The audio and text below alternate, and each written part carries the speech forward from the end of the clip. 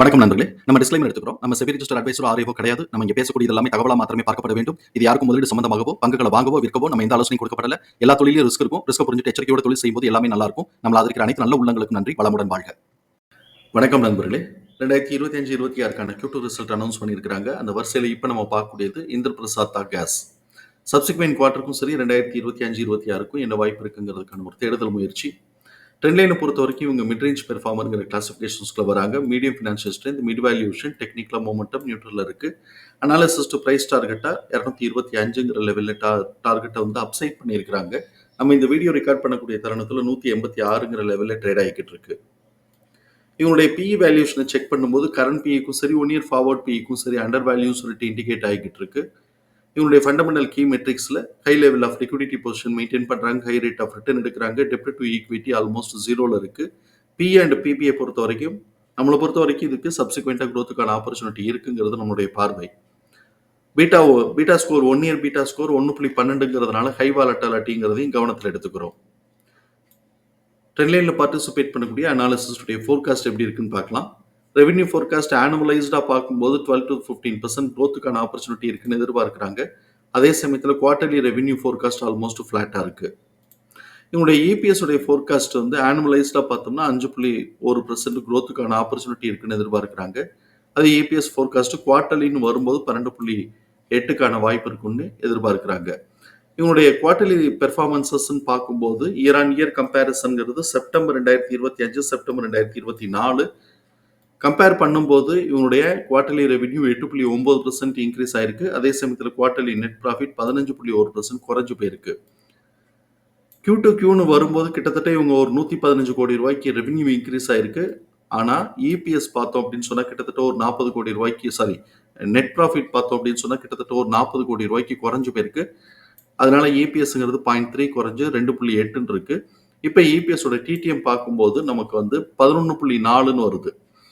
கண்டினியூஸாக இந்த 3 குவார்ட்டர் நம்ம பார்ப்போம். இந்த 3 குவார்ட்டரில் 4 குவார்ட்டரை கூட நம்ம எடுத்துக்கலாம். 4 குவார்ட்டரை நம்ம பார்க்கும்போது 4 குவார்ட்டரில் 5 குவார்ட்டரே எடுத்துக்கலாம்.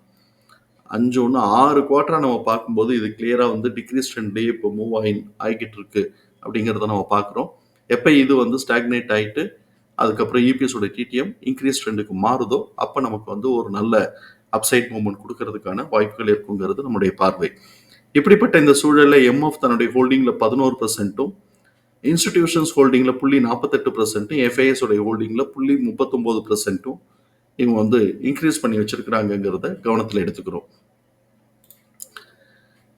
இவங்களுடைய இபிஎஸ் தகவல்களை நம்மளுடைய எக்ஸல் ஃபார்மேட்டில் நம்ம போட்டிருக்கிறோம். நம்ம இங்கே கவனிக்கக்கூடியது book value 175, fair price 139, current price 186, fair price current பிரைஸோட ரேஷியோ 1.33ன்னு வருது.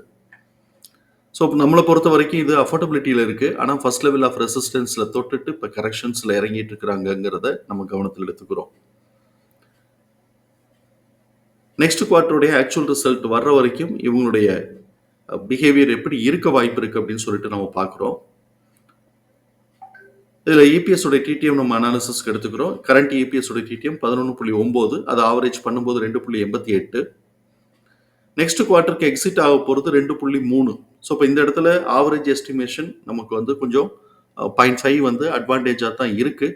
அதே சமயத்தில் குமுலேட்டிவ் ஆவரேஜும் எஸ்டிமேஷனும் ஆல்மோஸ்ட் 0.07 குமுலேட்டிவ் ஆவரேஜ் கூட இருக்குது. ஆல்மோஸ்ட் ஈக்குவல்னு வச்சுக்கலாம். ஸோ இப்போ இங்கே எஸ்டிமேஷனும் குமுலேட்டிவ் ஆவரேஜும் ஆல்மோஸ்ட் ஈக்குவலாக இருக்குது. இப்போ நம்ம ஆல்ரெடி நம்ம பார்த்த மாதிரி இபிஎஸோட டிடிஎம் வந்து பார்த்தோம் அப்படின்னு சொன்னால் கிளியராக டவுன் ட்ரெண்டில் இருக்குது, அதாவது டிக்ரீஸ் ட்ரெண்டில் இருக்குது. அதனால இது வந்து டிக்ரீஸ் ட்ரெண்டில் இருக்கும்போது மேலே பிரேக் அவுட் கொடுத்து மேலே போவாங்களா அப்படின்னு சொன்னாக்க அது நம்ம வந்து கொஞ்சம் எதிர்பார்க்கறது கொஞ்சம் கஷ்டம் தான். ஸ்டாக்னேட் ஆகிட்டு இந்த டிக்ரீஸ் ட்ரெண்ட்லேருந்து இன்க்ரீஸ் ட்ரெண்டுக்கு சேஞ்ச் ஆகுது அப்படின்னு சொன்னாக்க அப்போ நம்ம எதிர்பார்க்கலாம். பட் இப்போ நமக்கு வந்து பார்த்தோம் அப்படின்னு சொன்னாக்க டிக்ரீஸ் ட்ரெண்டில் இருக்குது. ஸோ இப்போ இந்த இடத்துல நமக்கு வந்து 11.4 இருக்குது. இப்போ நமக்கு வந்து இதை பார்க்கும்போது இவன் ஆவரேஜ் எஸ்டிமேஷனான 2.88 எடுத்தா கூட 12.08 அப்படின்னு சொல்லிட்டு நமக்கு நெக்ஸ்ட் குவார்ட்டருக்கு வர்றதுக்கான வாய்ப்புகள் இருக்கு. ஸோ இப்போ அந்த மாதிரியான சூழல்ல இந்த குவார்ட்டருக்கு இவன் வந்து கொஞ்சம் கரெக்ஷனை கொடுத்துட்டு சப்போர்ட் பாயிண்ட்ல இருந்து இவன் வந்து எகெயின் திருப்பி ப்ரீவியஸ் குவார்ட்டருடைய ஹைட், அதாவது இந்த குவார்ட்டருக்கு இந்த நெக்ஸ்ட் குவார்ட்டர் Q3 அப்படின்னு சொல்லி பார்க்கும்போது இப்போ இந்த Q2ஓட ப்ரைஸ் ஹைட்டை வந்து மேட்ச் பண்ணுறதுக்கு வாய்ப்பு இருக்கும். ஸோ, இப்ப இந்த இடத்துல நம்ம எதிர்பார்க்கக்கூடியது நம்ம எக்ஸ்போனன்ஷியல் ஃபார்முலால கிடைச்சக்கூடிய பிரைஸ் ரேஞ்சஸ் நம்ம சார்ட்ல மார்க் பண்ணியிருக்கிறோம்.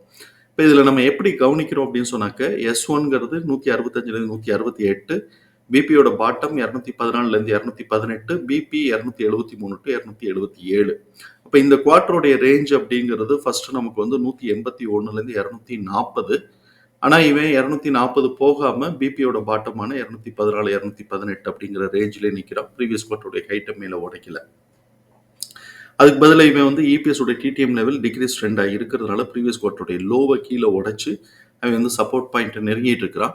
181ல சப்போர்ட் எடுக்கலைன்னா 165 டு 168 அப்படிங்கிற லெவலுக்கு அது வந்து டச் பண்ணாலும் ஆச்சரியப்படுறதுக்கு இல்லை. ஸோ இப்போ இதெல்லாம் நம்ம வந்து கவனத்தில் எடுத்துக்கிறோம். இப்போ அடுத்த குவார்ட்டருக்கு நமக்கு என்ன ஆகுது அப்படின்னு சொன்னாக்க நம்ம இங்கே பார்க்கும்போது 12.08, அதாவது இந்த ஆவரேஜ் எஸ்டிமேஷனே அவன் எடுத்தா கூட 12.08 அப்படின்னு சொல்லி நம்ம காட்டுது. ஸோ இப்போ அது வந்து இன்க்ரீஸ் ஆகுது, 0.5 இன்க்ரீஸ் ஆகுது. அப்படி 0.5 இன்க்ரீஸ் ஆகுது அப்படின்னு சொன்னாக்க அப்படி வர்றதுனால இப்போ இவன் வந்து எய்தர் 181ல் அவன் வந்து ஸ்ட்ராங் சப்போர்ட் எடுக்கிறதுக்கு வாய்ப்பு இருக்குது. அப்படி இல்லைன்னா S1 ஆன 165 டு 168ங்கிற லெவலில் ஒரு ஸ்ட்ராங் சப்போர்ட் எடுக்கும்போது இவன் பிரேக் பண்ணி போனான்னா எகைன் திருப்பி பிபியோட பாட்டமான 214 டு 218 அப்படின்னு சொல்லி மூவ் ஆகிறதுக்கான வாய்ப்புகள் இருக்கலாம். பட் ரிசல்ட்டில் சொதப்பினாங்க அப்படின்னு சொன்னாக்க அது வந்து எவ்வளோ தூரம் சொதப்பி இருக்கிறாங்களோ அவ்வளோ டேமேஜஸை நம்ம சந்திக்கக்கூடிய சூழல் உருவாகும். பார்ப்போம் இவங்க எப்படி பிஹேவ் பண்ணுறாங்க அப்படின்னு சொல்லிட்டு நம்ம பார்க்கலாம்.